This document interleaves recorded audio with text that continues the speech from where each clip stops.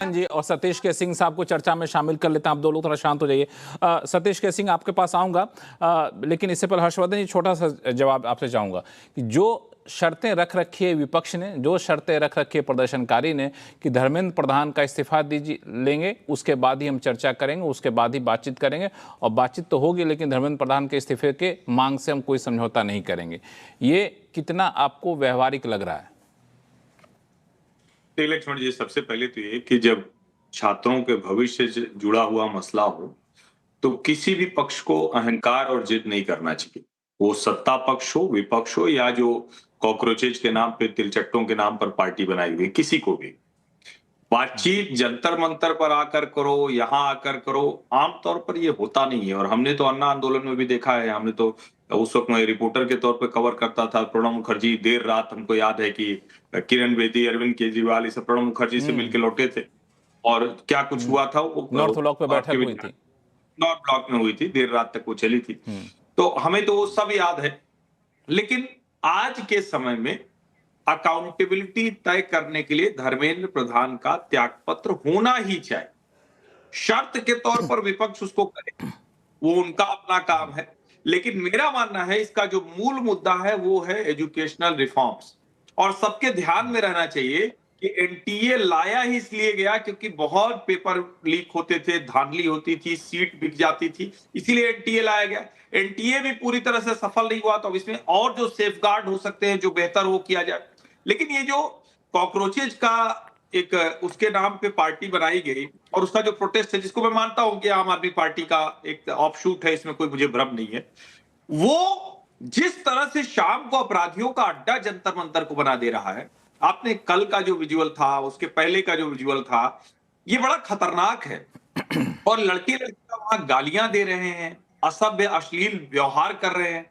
छात्रों का ये मुद्दा ऐसे सॉल्व हो सकता है? और मैं फिर कह रहा हूं, आप विपक्ष के तौर पर, जैसे मैं निजी तौर पर मैं मानता हूं, मैं पहले दिन से कह रहा हूं धर्मेंद्र प्रधान जी को त्यागपत्र देना चाहिए। और मैं ये नहीं कह रहा हूं कि वो दोषी, क्योंकि दोषी तो कोई वो पेपर लीक थोड़ी ना करा रहे थे, लेकिन मंत्री है तो उनकी जिम्मेदारी बनती है। उत्तरदायित्व तो एक चीज होता है, अकाउंटेबिलिटी एक तय होनी चाहिए। लेकिन क्या सदन जब चल रहा है उसमें इस विषय पर गंभीर चर्चा नहीं होनी चाहिए? राहुल गांधी चर्चा की बात कर रहे थे। हम जब सत्र शुरू हुआ उसके पहले कह रहे थे कि सरकार को आगे आकर इस पर चर्चा करनी चाहिए, लोकसभा में भी, राज्यसभा में।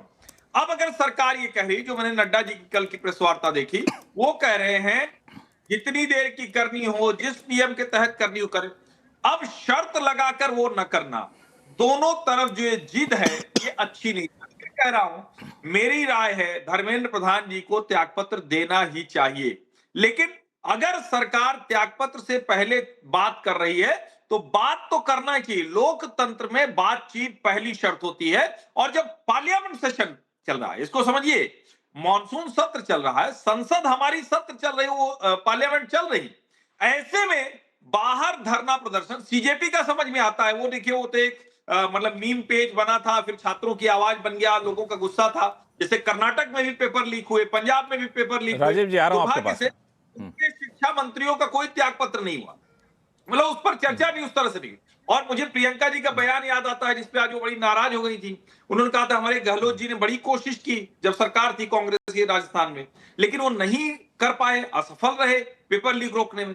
ये बहुत गंभीर मसला है और इस मसले पर बहुत गंभीरता से सभी राजनीतिक दलों को बातचीत करनी चाहिए। ये वो मसला नहीं है कि जिद पर बैठे रहे, न सत्ता पक्ष के लिए ठीक है और न विपक्ष के लिए ठीक है। राजीव चौधरी जी आपके पास आ रहा हूं, लेकिन सतीश के सिंह साहब हमारे साथ हैं, वरिष्ठ पत्रकार हैं, उनको शामिल कर लेते हैं, फिर आपके पास आता हूं। सतीश के सिंह साहब, बड़ा ही महत्वपूर्ण बात हर्षवर्धन जी ने कहा कि छात्रों के भविष्य का मामला है और छात्रों के भविष्य के साथ खिलवाड़ करने वालों को कतई बख्शा नहीं जाएगा। ये प्रधानमंत्री ने भी एक्स पोस्ट के जरिए आज अपनी बात को दोहराया है। तो जिद पे ना अड़े, इस्तीफा भले ही देना हो दे देना चाहिए।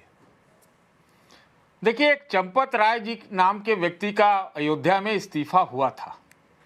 तो जब अयोध्या में इस्तीफा हो सकता है और प्रधानमंत्री जी जिस चीज़ को घोर पाप बताते हैं, भले अयोध्या वाले को नहीं बताया है, तो इनका इस्तीफा क्यों नहीं हो रहा है? तो मुझे लगता है सरकार चाहती क्या है, ये हमें समझ में नहीं आ रहा है कि सरकार क्या चाहती है। बात ये है, विपक्ष वाले का काम है राजनीति करना, वो करेंगे।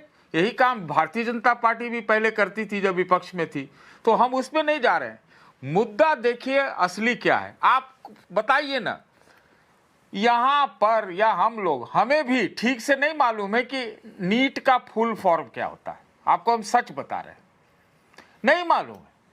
लेकिन मुद्दा इतना हम जरूर समझते हैं कि युवा जो है आज देश का इतना ज़्यादा है, पूरे दुनिया में सबसे ज़्यादा है, वो आज चौराहे पर खड़ा है, उसके सामने रोजी रोटी का संकट है। ये जो एजुकेशन है देश में हमारे, वो सबसे बड़ा सैकड़ों सैकड़ों साल का सबसे बड़ा स्टार्टअप किसी भी फैमिली का रहा है।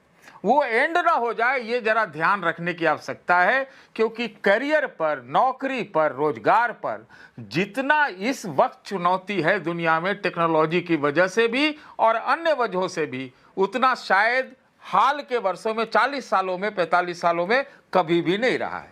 तो इसको हल्के में नहीं लेना चाहिए। ये सीजीपी या कांग्रेस और फलाना और ठिकाना, इसका बात ही नहीं है। अरे एक मंत्री को हटाना है या विभाग बदलना है। यूपीए सरकार में 18 मंत्रियों के नौकरी गए थे, है कि नहीं? इस सरकार में भी 3 एजुकेशन मिनिस्टर के विभाग बदले गए, हटाए गए। तो क्यों नहीं हो सकता?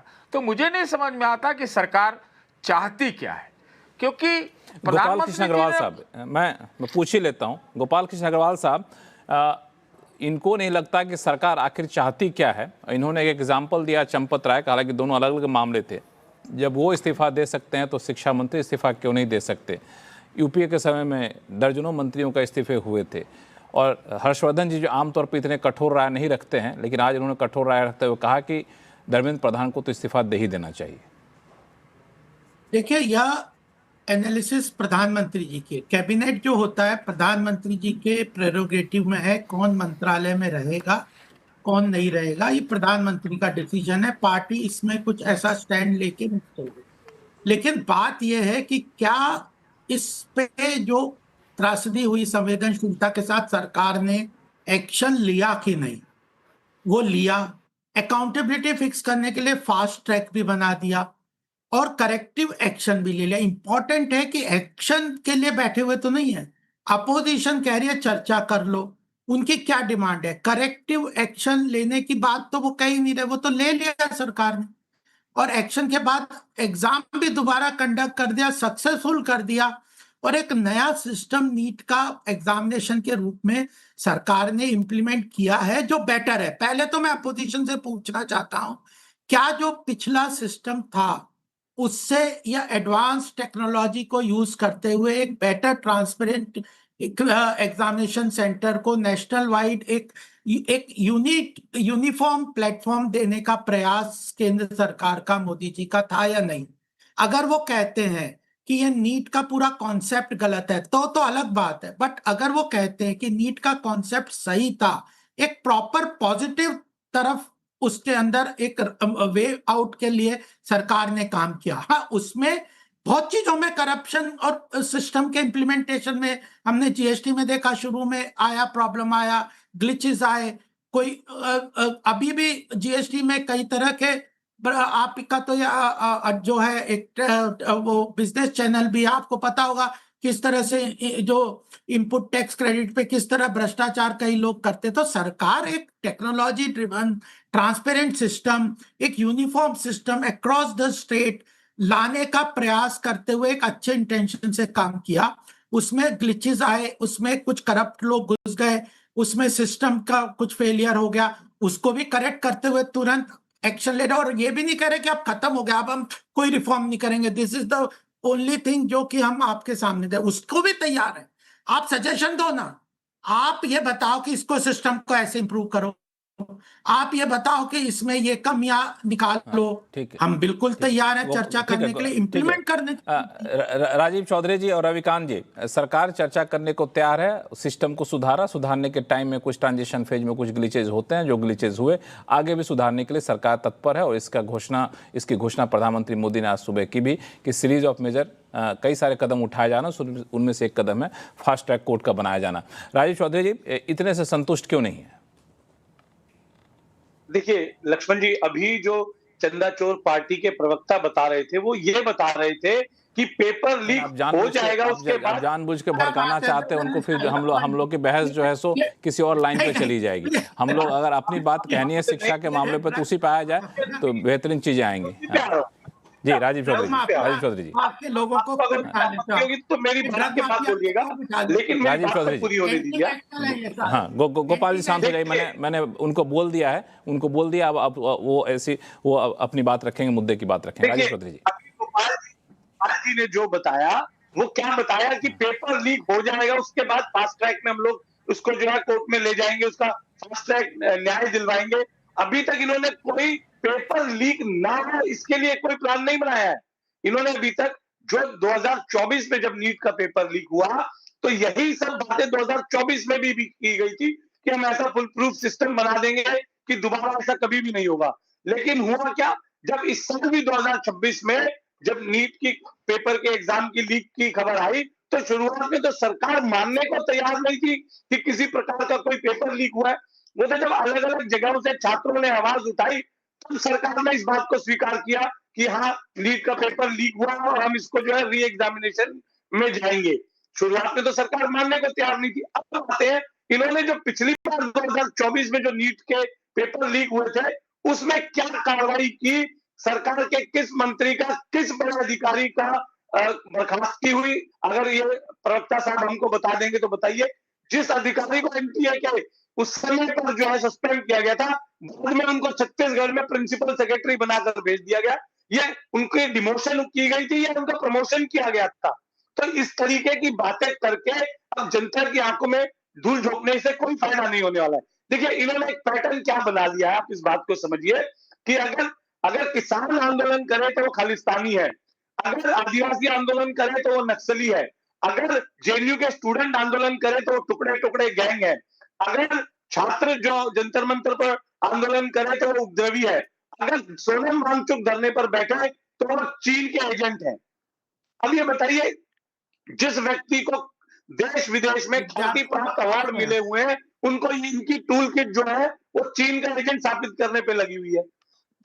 20 तारीख को जिस तरीके का बर्बरता पूर्वक व्यवहार जो दिल्ली पुलिस ने किया वो किसके आदेश पे किया? दिल्ली पुलिस सीधे सीधे गृह मंत्री के अंदर आती है, किसी ने तो उनको ये आदेश दिया गया होगा ना कि आप लाठियों पे नुकीले कीले लगाकर जाइएगा। सादी वर्दी में बीजेपी आरएसएस के गुंडे वहां पर मौजूद थे जिन्होंने लड़कों को तो छोड़ दो, कितनी वीडियो आपने देखी है जो वहां पर लड़कियां जो छात्राएं आई हुई थी उनके साथ किस तरीके का दुर्व्यवहार किया गया। ये इसके लिए जवाबदेही किसी की तो तय होगी। मैंने पहले भी ये बात कही, अगर संसद का सत्र नहीं चल रहा होगा तो क्या सरकार संसद के सत्र का शुरू होने का इंतजार करेगी किसी से बातचीत करने के लिए?